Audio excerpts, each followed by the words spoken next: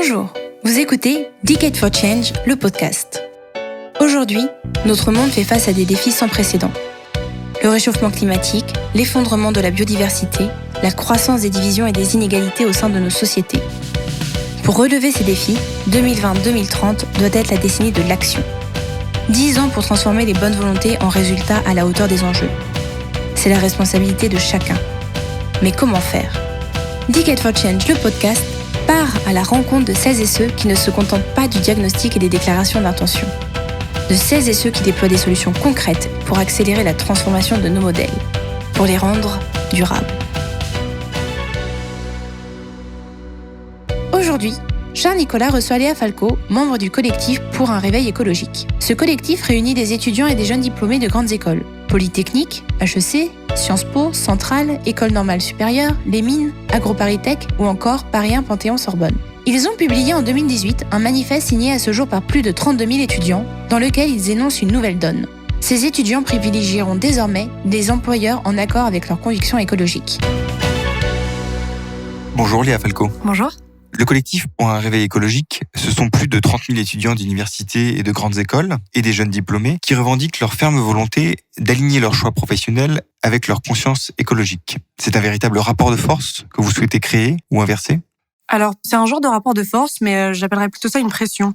L'idée derrière ce collectif-là et le manifeste en général, c'est que on est une génération qui sommes très conscientisés par rapport à la moyenne française et qu'on veut agir sur tous les pans de notre vie, donc pas seulement notre vie personnelle, pas seulement trier nos déchets, manger végétarien et faire ce qu'on peut pour sauver la planète, mais on a aussi ce versant professionnel dans lequel on va s'engager, parce qu'on est tous des étudiants, on est en début, en milieu, en fin d'études, mais on sait qu'il y a un stade où on va entrer dans la vie professionnelle. Et c'est sur ce volet-là, en fait, qu'on a voulu, nous, agir. C'est pouvoir permettre à des étudiants, et spécifiquement des étudiants de grandes écoles, de pouvoir choisir un employeur qui va être en accord simplement avec leurs valeurs personnelles. C'est plus compliqué à trouver que ce qu'on pense. Et c'est pour ça qu'on a sorti tout un tas d'outils. Et à l'initiative de tout ça, le manifeste, qui était donc une exposition de notre volonté, justement, à s'engager dans un milieu professionnel qui serait compatible avec l'urgence environnementale, en fait. C'est ça le but principal du manifeste. Ce qu'il y a derrière, c'est effectivement une pression faite aux employeurs pour que eux, de leur côté, transforment leur stratégie entrepreneuriale pour pouvoir s'aligner avec des principes environnementaux et des accords plus généraux qui font que nous, en tant qu'étudiants qui avons aujourd'hui entre 18 et 25 ans, on a envie que dans une cinquantaine d'années, quand nous on sera encore là et peut-être pas les CEO des grandes entreprises, la planète soit encore viable et qu'elle le soit encore pour nos enfants. Donc plus qu'un rapport de force, je dirais une pression, parce qu'en fait on n'essaie pas d'instaurer un climat d'adversité. On n'est pas dans un rapport brutal, on veut juste montrer qu'aujourd'hui il y a une urgence. Et que, face à cette urgence, la bonne manière d'agir pour une entreprise, c'est de modifier la manière dont elle se comporte dans le monde, dans la manière dont elle produit, la manière dont elle engage les gens, et que l'enjeu principal aujourd'hui, c'est l'enjeu environnemental. Ces employeurs, vous les avez interrogés, vous avez adressé à une centaine de grandes entreprises un questionnaire pour connaître leur positionnement en matière environnementale. Donc vous les avez interrogés sur l'utilité de leur mission, sur la comptabilité carbone, sur leur politique en matière de protection de la biodiversité, sur l'intégration de l'impératif écologique dans les processus de décision et dans la stratégie financière, dans la gouvernance de l'entreprise, dans le dialogue avec les actionnaires aussi, et enfin sur les dispositifs de formation et de mobilisation proposés aux salariés. Est-ce que, globalement, leurs réponses sont à la hauteur de vos attentes ? C'était pas un questionnaire qui avait visé à être bien ou mal. En fait, c'est pas un questionnaire de jugement, c'est un questionnaire d'observation. On veut juste établir une base objective sur laquelle les critères que vous venez de citer sont étudiés. Et ensuite, on publie les réponses des entreprises et chacun peut se faire un libre avis sur le fait que ce soit positif ou négatif. On n'est pas dans une critique de la stratégie des entreprises. Cette étape-là, c'est juste de voir ce qu'elles font, de voir ce qu'elles ne font pas aussi, parce que c'est ça qui se lit entre les lignes. Et c'est en ça que c'est efficace, en fait. C'est de pouvoir mettre sur la table les réponses de toutes les entreprises qui nous répondent. Ce qui se passe avec ce questionnaire-là, c'est qu'effectivement, c'est souvent resté dans les cercles RSE des grandes entreprises. Donc, le reste de l'entreprise, on n'entend pas plus que ça parler. Et en particulier, sauf quand ça commence à faire du bruit, ce qui est plus ou moins le cas aujourd'hui, les têtes des entreprises, donc les CEO et les gens qui sont actuellement responsables des stratégies entrepreneuriales.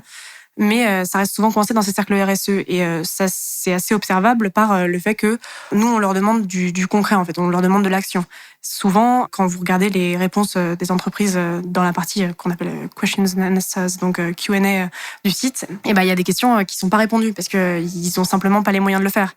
Et c'est pour ça qu'il faut que ce volet environnemental il sorte de la case RSE et que ça devienne quelque chose qui englobe l'activité de l'entreprise en général, ce qui est pas le cas aujourd'hui pour énormément d'entreprises.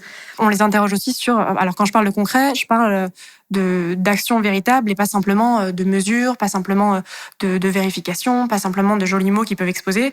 En fait, ce qu'on essaie d'éviter avec ce questionnaire, c'est juste de se faire greenwasher et qu'on nous raconte tout un tas de trucs qui sont pas effectivement réels. C'est pour ça qu'il y a des questions qui sont plus ou moins poussées que d'autres et il y a des questions auxquelles très peu d'entreprises peuvent nous répondre favorablement. On a des questions sur la comptabilité carbone, effectivement, et tout le monde a une comptabilité carbone aujourd'hui, mais est-ce qu'ils l'utilisent? Est-ce que dans la stratégie de leur entreprise, la comptabilité carbone est utilisée autrement que pour la lancer comme ça aux médias qui la demandent? Est-ce qu'ils ont un regard sur les stocks des matériaux qu'ils utilisent, en particulier des matériaux rares, mais aussi juste des matériaux courants industriels, comme le cuivre ou l'or ou le tungstène? Enfin, c'est en fait des questions extrêmement précises dans le cadre très général de simplement la vie d'une entreprise pour voir si, oui ou non, il y a une vraie volonté de changement. Et en fait, le but de ce questionnaire, c'est pas de voir si quelque chose est mauvais ou bien en l'état. C'est de voir si, à l'avenir et dans son évolution, ça va être positif ou négatif. Et c'est quelque chose qui se lit assez bien à travers ces Q&A. Chacun regarde les points auxquels il est le plus sensible. Est-ce qu'il y a malgré tout des questions clés, des questions qui, selon vous, révèlent mieux la maturité et la sincérité d'une entreprise sur la question écologique? Alors, je pense pas qu'il y ait de questions précises, mais en fait, ce qu'il faut regarder, c'est la proposition globale d'une entreprise. Donc, ce qu'il faut observer, c'est la volonté ou non, et si elle est sincère ou pas, ou si c'est juste de la communication, la volonté ou non d'opérer une transformation effective. Pas simplement de faire des rapports sur ce que fait l'entreprise, de créer une comptabilité carbone qu'on modifie tous les 6 mois. C'est voir si au sein de cette entreprise, il y a une vraie volonté de changement, de transformer des procédés industriels, d'employer des gens qui sont spécialistes là-dedans, de pouvoir en fait se donner les moyens et permettre à cette entreprise-là d'évoluer favorablement et de s'aligner avec une planète et un avenir soutenable en fait. Et il y a une question qui, je trouve, résume assez bien ça et dont les réponses sont toujours intéressantes à regarder. C'est une question qui demande, en gros, aux entreprises si elles sont prêtes pour s'aligner avec les objectifs du GIEC et de l'IPBES, donc en matière de climat et en matière de biodiversité, si elles sont prêtes à réduire leur profit économique. Et en fait, c'est toujours une question pour laquelle c'est très difficile de mentir ou en tout cas de mettre de jolis mots parce que c'est une question extrêmement concrète. Est-ce que pour un avenir plus durable, vous êtes prêt à changer de votre manière de produire et d'aider les gens à changer leur manière de consommer? Et c'est une question pour laquelle souvent c'est dur de répondre en greenwashant, quoi. Donc c'est des questions comme ça auxquelles il faut porter particulièrement attention quand on lit les réponses à ce questionnaire. Mais de toute façon, elles se détachent assez bien en fait de la forme même qu'on a choisi de donner sur le site à ces réponses. Et je tiens à ajouter aussi que on n'a absolument pas tronqué les réponses ou choisi les réponses auxquelles avaient choisi les entreprises. Votre mobilisation a été regardée avec beaucoup d'attention au plus haut niveau des entreprises. Le collectif pour un réveil écologique a d'ailleurs été reçu par plusieurs patrons du CAC. Est-ce que vous percevez dans votre dialogue avec eux que leur vision, que leur posture, que leur ambition évolue? C'est un vrai sujet pour nous de pouvoir rencontrer des gens qui sont des directeurs, des présidents du CAC 40 et pas seulement les présidents et directeurs des antennes RSE. Parce que c'est ces gens-là qui écoutent vraiment et qu'il faut convaincre. Et on en a rencontré effectivement un certain nombre. Je pense que ce qu'il faut faire quand on s'adresse à une entreprise, c'est de foncer sur le volet économique et juste d'être pragmatique. Parce que pour une entreprise, en fait, c'est rationnel aujourd'hui à très court terme de produire comme elles produisent, mais à moyen terme, donc on est même dans du 20, 30, 40, 50 ans, ça ne l'est plus parce qu'il va falloir changer les processus et les stratégies pour pouvoir répondre aux nouveaux enjeux qui vont surgir devant nous et répondre à l'urgence écologique en général. Ce qu'on ressent chez ces patrons, c'est qu'ils en sont assez conscients et que simplement, il n'y a pas encore l'effet domino qui va se produire quand une seule entreprise va changer ses procédés et qui seront tous obligés de répondre pour pouvoir s'adapter à la concurrence. C'est ce truc-là qu'on va essayer de déclencher à l'avenir et on le voit bien quand on les rencontre et qu'on discute avec eux, qu'ils sont extrêmement conscients de l'urgence environnementale, mais il faut qu'ils agissent. Et en fait, c'est pour ça qu'on s'est constitué pour un réveil écologique et tout un tas d'autres associations œuvrent aussi dans ce but-là.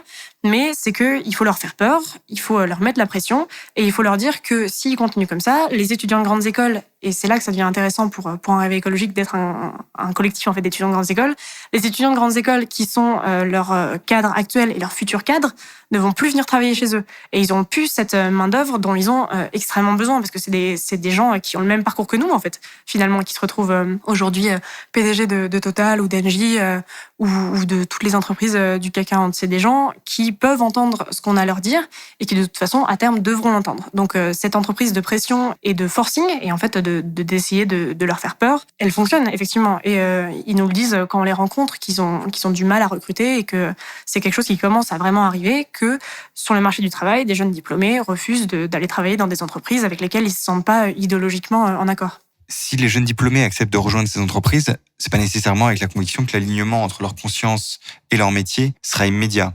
Mais au moins avec des garanties qu'ils y trouveront les moyens, les espaces pour transformer ce métier. Sous quelle forme, selon vous ? Alors ça, on parle d'entreprise uniquement, donc du secteur privé. Une fois qu'on est à l'intérieur du processus décisionnel, c'est là qu'on a le pouvoir d'agir, tout simplement. Et en fait, nous qui sommes étudiants de grandes écoles, on sait qu'on va se retrouver à des postes importants et que va y avoir progressivement une évolution. Mais le problème, c'est que ça va pas être seulement à nous de le faire, parce que le moment où nous, on sera en poste actionnel et en mesure simplement d'agir efficacement, ce sera déjà trop tard. Donc en fait, il faut que la pression que nous on mette, elle serve déjà maintenant à motiver des gens qui sont en place et qui sont capables d'agir. Donc il y a ce double volet de nous, en tant qu'étudiants concernés par la transition écologique, on va arriver sur le marché du travail. Certains d'entre nous vont intégrer ces entreprises et arriver à des postes importants. Et dans le même temps, il faut que les gens avec qui on va travailler et qui ont le pouvoir d'agir le prennent, s'en saisissent et en fassent quelque chose, quoi. Donc il y a vraiment ces deux côtés à travailler en parallèle de agir dans le futur et agir dès maintenant. Et en fait, c'est quelque chose qui peut se faire et qui commence à se faire. Donc on a de l'espoir là-dessus et on pense que non seulement ça va arriver, mais il faut que ça arrive.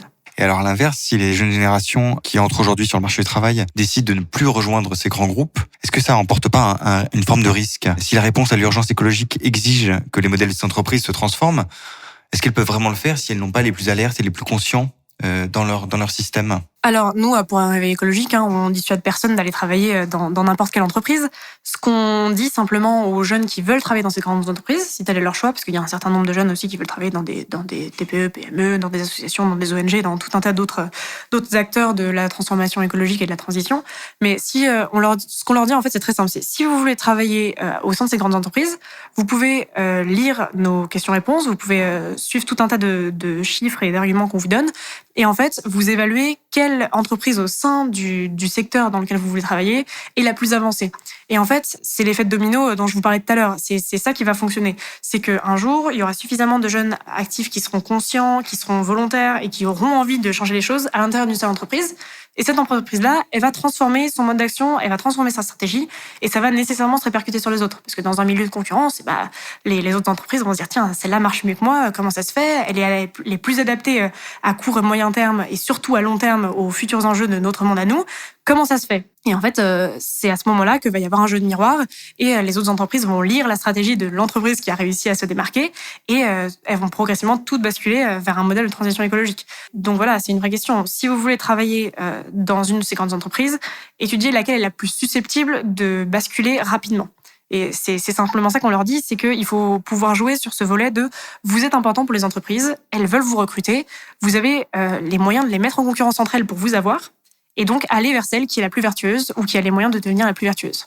Le collectif pour un réveil écologique propose aussi de réveiller les établissements d'enseignement supérieur. Aujourd'hui, les programmes ne sont, c'est votre constat, clairement pas à la hauteur des attentes des étudiants et surtout pas à la hauteur des exigences du marché du travail. Alors, est-ce que les universités, les grandes écoles réagissent à ces demandes ? Est-ce qu'elles vont assez vite ? Est-ce que la pression de l'ensemble des étudiants et pas uniquement ceux du collectif est assez forte ? Alors, effectivement, on a deux volets pour un réveil écologique. On a le volet entreprise, dont je viens de vous parler, et on a le volet enseignement. Qui a pour but, à partir d'un constat simple, le constat étant que aujourd'hui, il n'y a pas d'enseignement sur les enjeux écologiques obligatoires à l'intérieur des cursus de l'enseignement supérieur, pas seulement des grandes écoles, mais l'enseignement supérieur en général. Et c'est quand même plutôt problématique parce que c'est quand même quelque chose d'extrêmement important et qui nous tombe déjà dessus et qui va nous tomber dessus de manière évidente dans pas très longtemps. Donc le but de ce volet enseignement, c'est de faire pression auprès des universités et des grandes écoles pour qu'elles puissent instaurer un enseignement obligatoire en termes d'enjeux écologiques et qui donc soit pas seulement suivi par les gens qui sont déjà initialement intéressés, mais qui soit aussi suivi par des gens qui ne connaissent pas du tout ce que c'est que la biodiversité, ce que c'est que les changements climatiques, et de pouvoir en fait offrir une base de sensibilisation à tout le monde et permettre à tout le monde d'être informé et de pouvoir peut-être même changer son plan de carrière en fonction. C'est quelque chose de super important aussi et qui est complètement à la fois corollaire et parallèle aux changements qui s'opèrent chez les entreprises, parce qu'effectivement vous pouvez pas vouloir travailler dans une entreprise vertueuse si vous connaissez pas les risques qu'on encourt si les entreprises ne sont pas vertueuses. On a effectivement sorti un outil qui s'appelle le Grand Baromètre, qu'on envoie aux établissements. Et c'est un questionnaire qui est quand même assez long, qui fait une 20aine de pages, qui détaille tous les moyens d'action que mettent les universités en œuvre pour pouvoir former leurs étudiants aux questions de transition écologique et aussi au-delà, ce qu'ils font pour que leur campus soit plus durable, pour que leur recherche se porte vers les sujets d'environnement. Donc c'est un outil très complet et on a pas mal d'établissements qui nous ont répondu. On a des universités, des grandes écoles en commerce, en ingénierie, on a des IEP, des Sciences Po qui nous ont répondu, on a l'ENA. Donc en fait, dans tous les domaines, des universités nous ont répondu et nous ont exposé ce qu'elles faisaient pour former à l'environnement. Et effectivement, il y a des solutions qui se mettent en place, donc ça commence à arriver et c'est un peu marginal pour l'instant, mais on a bon espoir que ça continue. On a par exemple, il y a l'INP Grenoble qui a instauré, pour être diplômé de l'INP Grenoble, il faut que chaque étudiant ait un bilan carbone inférieur à 6 tonnes équivalent CO2. Donc c'est déjà quelque chose qui est assez unique en France. Il y a des universités qui mettent en place des programmes maintenant obligatoires pour tous les étudiants en termes de transition écologique. Donc il y a effectivement des choses qui bougent et qui vont bouger de plus en plus parce que c'est plus ou moins exactement la même chose que pour les entreprises. Il y a un effet domino. À chaque fois qu'il y a une innovation et qu'on constate que ça marche dans une université, les autres vont s'en emparer. Et ça marche par classe. Donc les universités vont se rendre compte de ça, les grandes écoles de commerce vont se rendre compte de ça, les grandes écoles d'ingénieurs, etc. Après 10 ans de vie professionnelle, en 2030, où les jeunes qui s'engagent aujourd'hui sur ces questions devraient travailler pour avoir un impact maximal sur la transformation des entreprises? J'ai un peu envie de vous dire qu'ils peuvent travailler où ils veulent, parce que la transformation, elle va s'effectuer dans tous les domaines. Ce qu'il faut faire après, c'est une optimisation du ratio de leur intérêt pour l'action concrète sur la transition écologique et de leur engagement à l'intérieur de leur entreprise. Donc, en fait, à partir du moment où vous avez une conscience écologique et où vous êtes prêt à utiliser vos capacités professionnelles pour les développer, il n'y a pas de mauvaise réponse. Vous allez forcément travailler pour quelque chose qui vous tient à cœur et donc vous allez œuvrer en faveur de la transition écologique.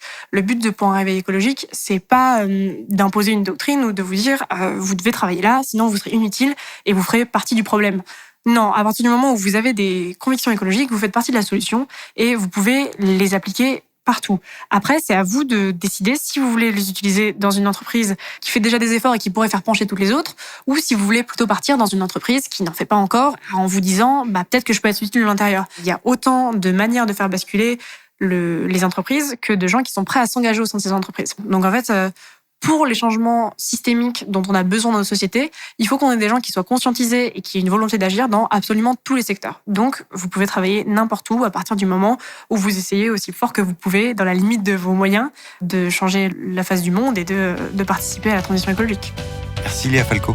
Merci à vous pour l'invitation.